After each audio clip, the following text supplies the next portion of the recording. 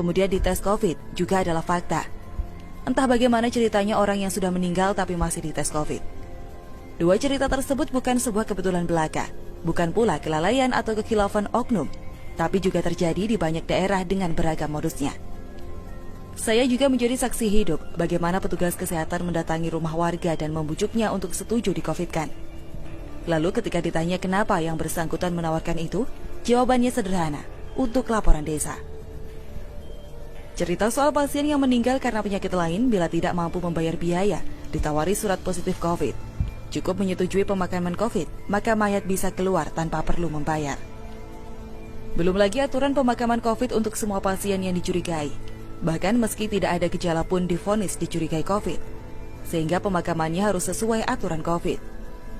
Beberapa hari setelahnya, hasil tes keluar dan ternyata negatif.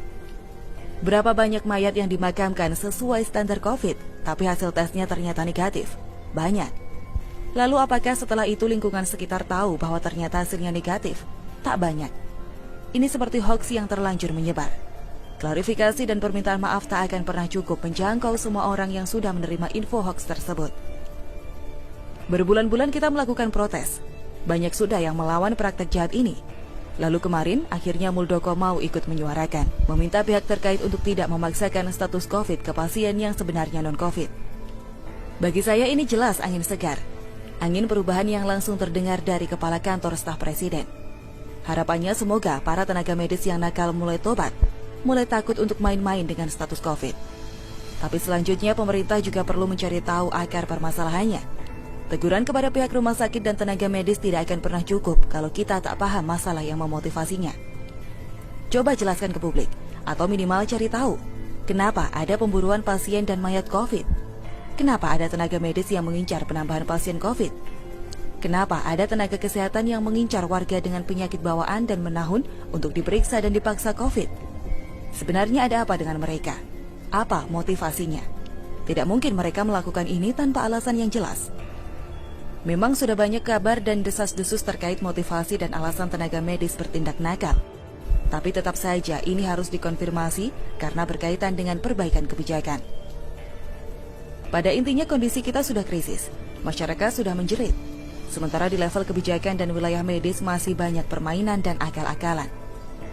Bagi pejabat dan profesi tertentu yang punya pendapatan tetap setiap bulan dan kini mendapat subsidi, mungkin COVID ini tak mengganggu kehidupan mereka. Kebutuhan pokok tetap terpenuhi. Tapi cerita para pekerja swasta tidak sebatas masalah PHK. Bahkan makan pun kini hanya nasi dan kecap. 7 bulan sudah kita menghadapi corona dan hasilnya resesi ekonomi. Sampai di sini mestinya kita sudah mulai berpikir tentang evaluasi. Sudahlah, sudah cukup kita belajar dan coba-coba. Data yang dikumpulkan sudah sangat lengkap untuk membuat perubahan. Untuk apa rapid test perjalanan? Kalau itu hanya untuk menjual paksa alat kesehatan, tidak akurat pula. Untuk apa membuat pemakaman khusus COVID? Toh mayat tak bisa menularkan virus. Sudahlah, jangan lagi main propaganda dengan mengumpulkan mayat dalam satu tempat hanya untuk menciptakan ketakutan. Satu langkah Muldoko yang kini berani berbicara frontal melawan mafia medis, patut kita apresiasi. Tapi ini belum selesai. Masih ada beberapa masalah dan perbaikan yang harus diterapkan. Semoga Pak Muldoko mau untuk lanjut melawan. Jangan tiba-tiba menghilang seperti Terawan. Oh ya, Terawan memang tak sempurna, tapi pernyataannya sangat terukur dan jujur. Beberapa pernyataan seperti COVID ini tidak berbahaya, bisa sembuh sendiri, tak perlu semua orang pakai masker, cukup yang sakit saja.